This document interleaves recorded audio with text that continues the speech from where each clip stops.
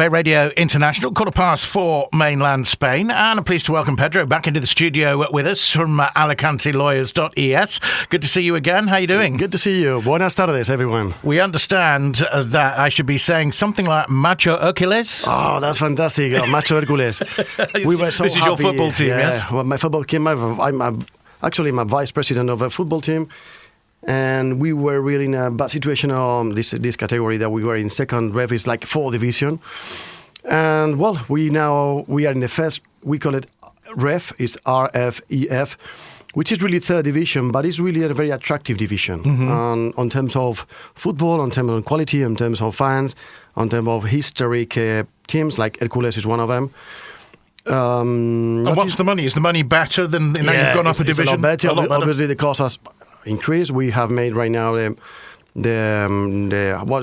is going to be the tickets for the season on a yearly. Obviously, we have increased the tickets because obviously the costs are going to increase, and people understand that. Attract better players in this division. Yeah. Notice that the latest game that we had, which was a couple of weeks ago, we attract like 28,000 people. 28,000, and my opinion was like we could have like 50,000 if we wanted to. Let's talk about the tax system and the tax implications that are expected right now. Which taxes are we meant to be putting together?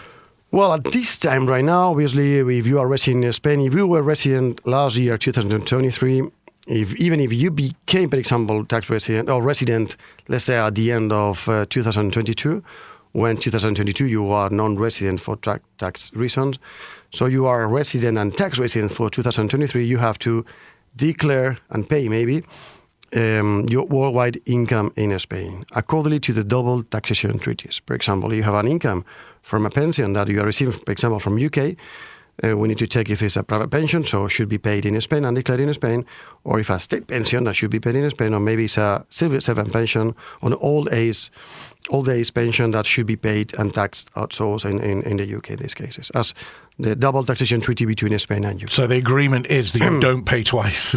Exactly. At the end, it's just it conducts you, guide you where to pay, but don't pay twice.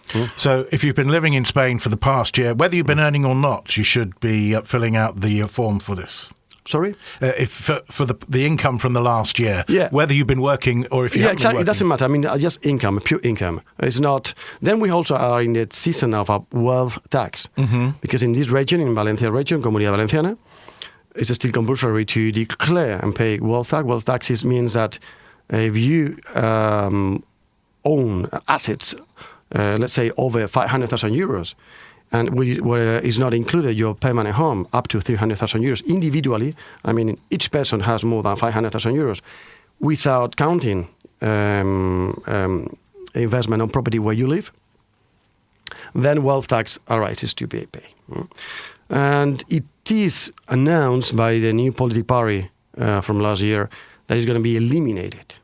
Okay. And well, that's good news. Which means that, but they still have not done it.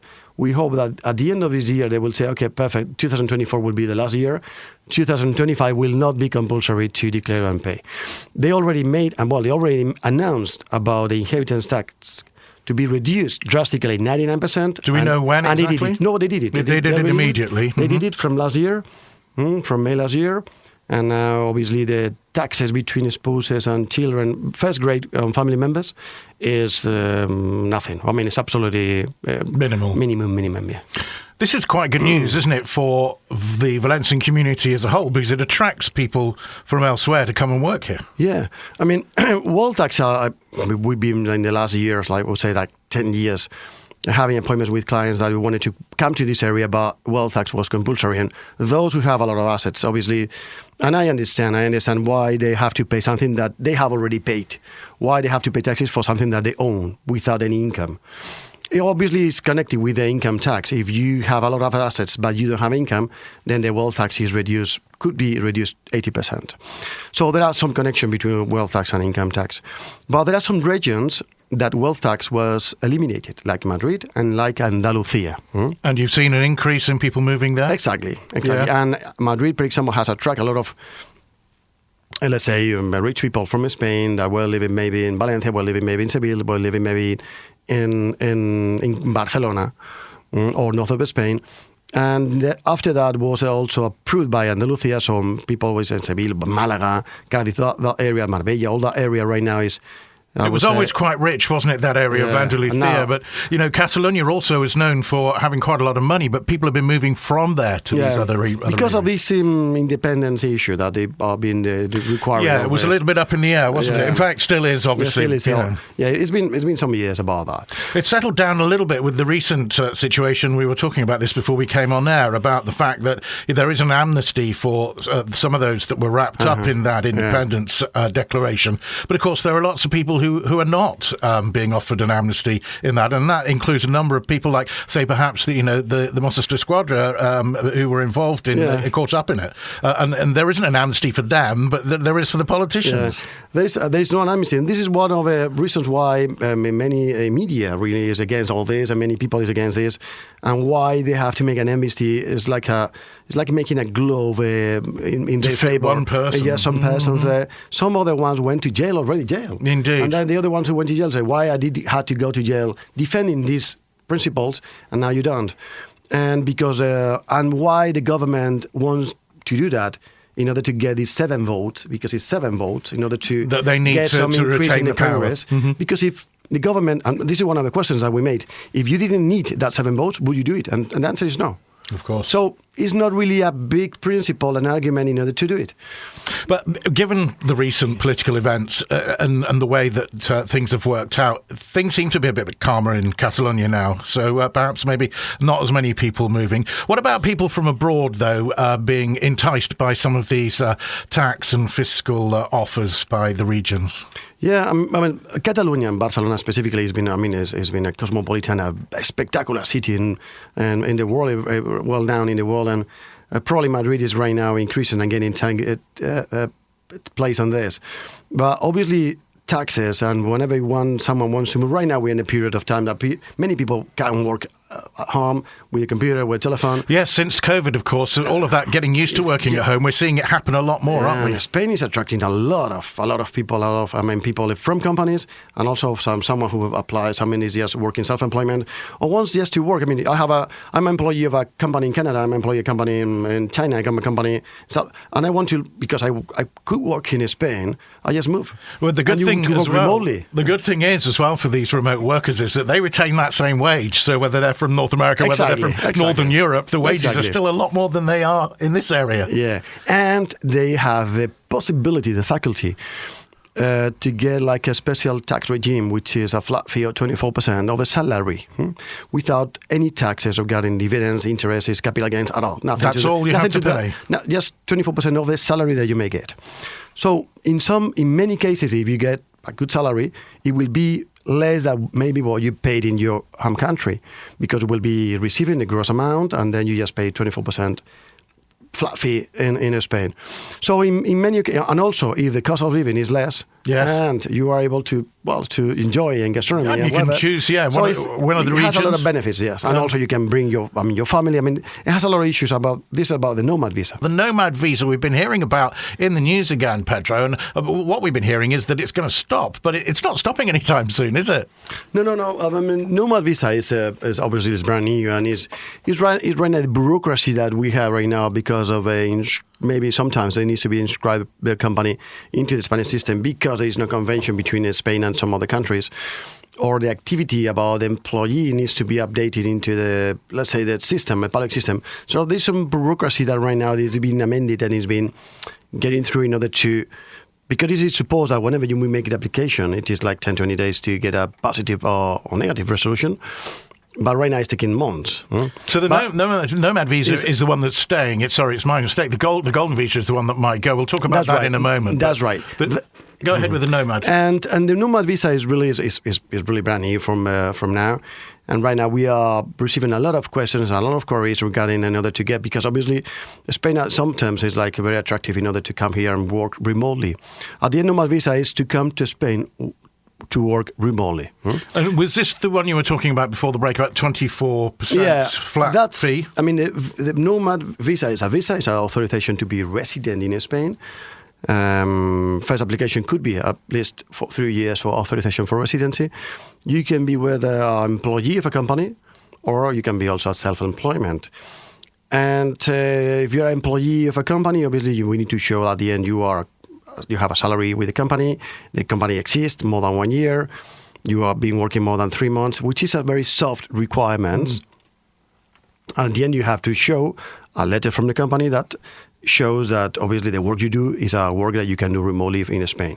Authorization from the company to come here to Spain to work on that job.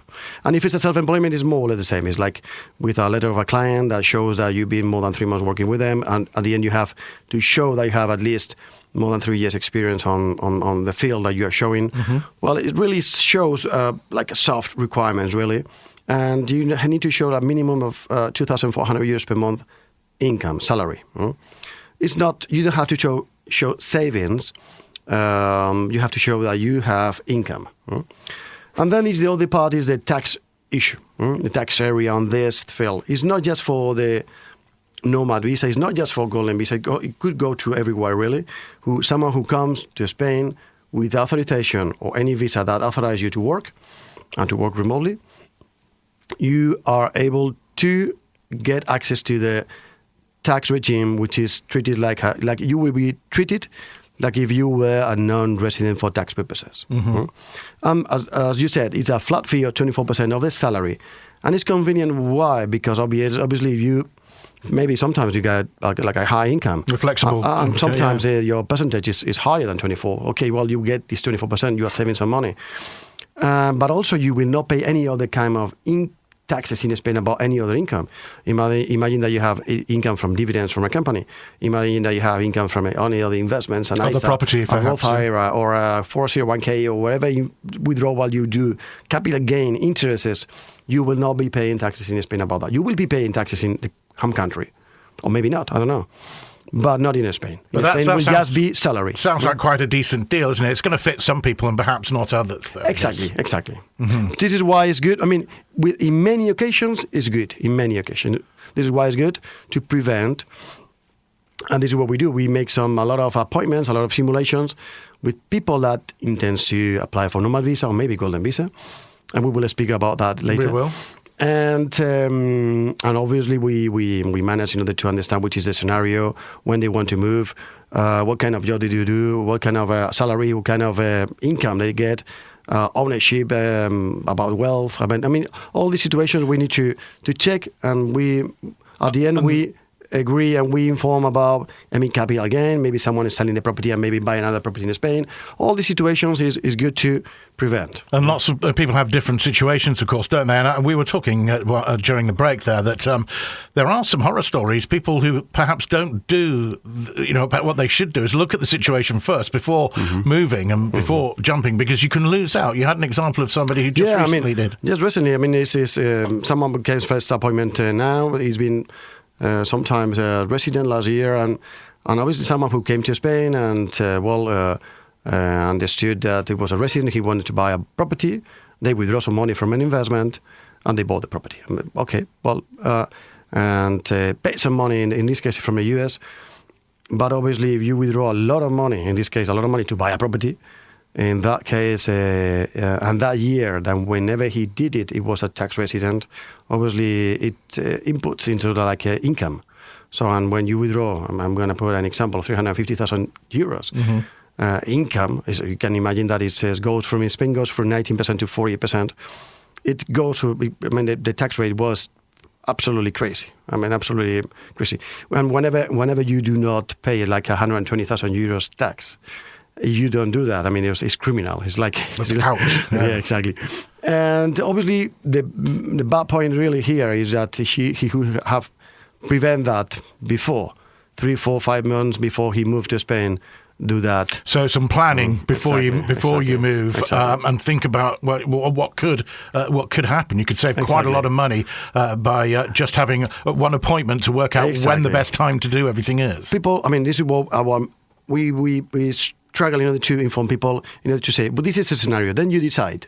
This is the scenario that if you do this is what will happen. If you don't do this will happen. But what we want people to understand, what will be the scenario whenever they move. Obviously, we don't have a crystal ball. I don't know what will happen next year, what is going to agree or rule, whatever. But more or less is going to be the same. But certainly some planning could save you, like you say, in that particular situation, quite a lot of money, and prevent you being taxed where you withdraw the money from and when you come to Spain. So yeah, that's quite an important thing.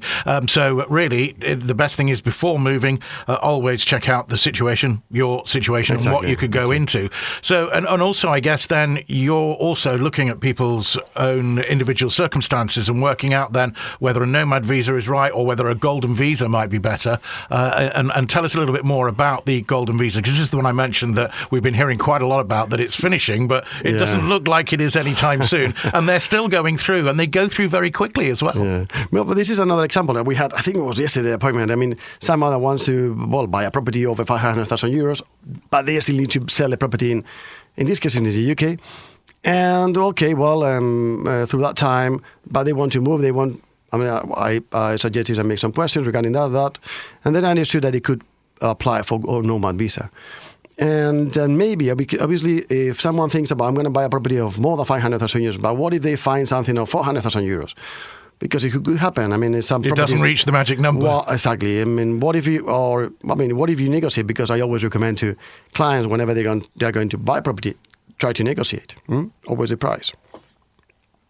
And well, I mean, golden visa right now, it was announced some weeks, probably a month ago, that it was going to be eliminated, but obviously it's going to take a lot of time. The reason, and I will explain it briefly, the reason why the president, Pedro Sánchez, he announced that he was going to eliminate it, they understood it's affecting to the young people to have access to buy properties. Well, let me give you a number. On 640,000 transactions that are in Spain per year, 0.1% of them are included in the golden visa.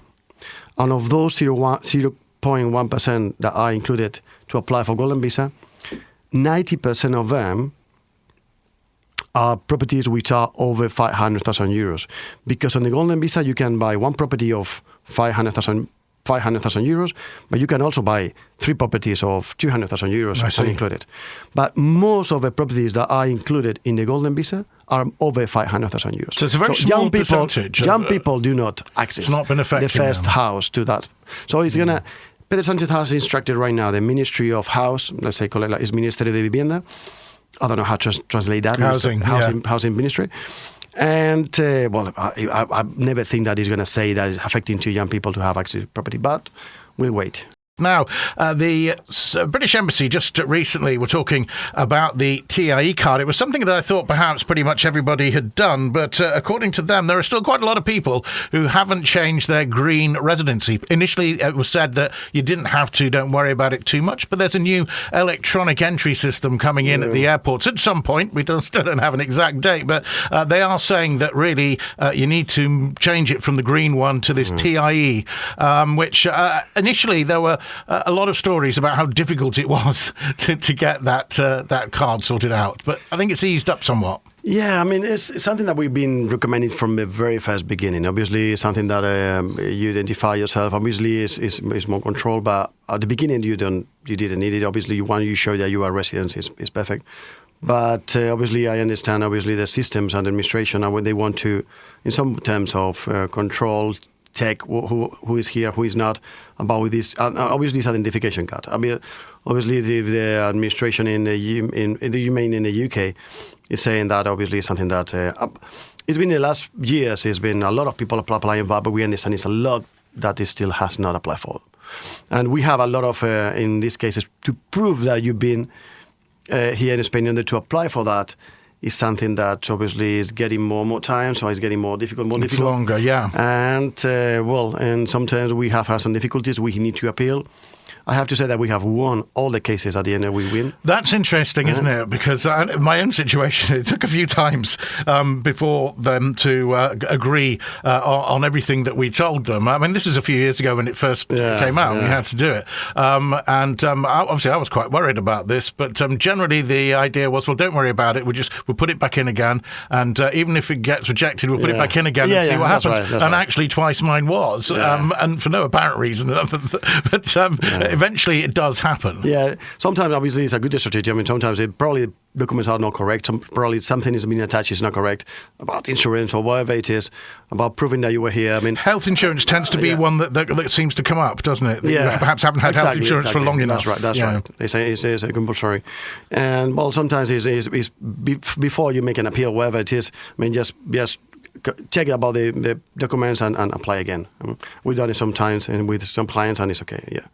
And it's straightforward. I think Ignacio was telling me that you do have some contacts as well, that if somebody's perhaps lost, and I know a number of people have, lost their green original residency, that actually now you do have contacts who can perhaps trace somebody through their NIE if they don't have that green paperwork anymore. Absolutely. It's possible now. Yeah, it's possible. No worries about that. Yeah, it's absolutely. I mean, at the end, it's obviously at the end, in those specifications that obviously someone has to prove that he's been living here, and in this case, before 2020. I mean, it's something that if something is lost, obviously we can get back to that. I mean, immigration offices right now, everything is, let's say, electronically, the database is okay. We can have access to all of that. Yeah. Does it still take quite a bit of time to get the TIE through? Yeah. But appointments right now, we have Connie, which is a fantastic staff. She's looking for appointments and looking for in order to, but it's taking around, let's say, about between 2 weeks, 1 month, in order to make the appointment. Once you have a positive resolution, that's not too bad, actually. Though, actually, it was quite a lot longer. No, in the past. In the past, it's been more, or it's been a lot more. I mean, it depends. I mean, I've said that, but it depends really on the time. Maybe right now it's increase the delayment, or maybe increase it. But is it getting that time? Then, of course, we'll be coming up to August as well, where things go a bit quiet. So, yeah. That's right. But at least it's a bit quicker than it was. And there are, options for people who perhaps, have mislaid that green original residency. And if you can't find it, you can still perhaps get yourself sorted by talking to Pellicer and Heredia. You can Google, as always, Alicante Lawyers, all one word, .es, and find out more about that. And indeed, any of the other things we've been talking about. And if you haven't sorted your tax, get it done. It needs to be sorted. Good to talk to you. Thank you very much indeed. Thank you. And we'll talk to you too. Catch up again soon. Take care, Pedro. Thank you.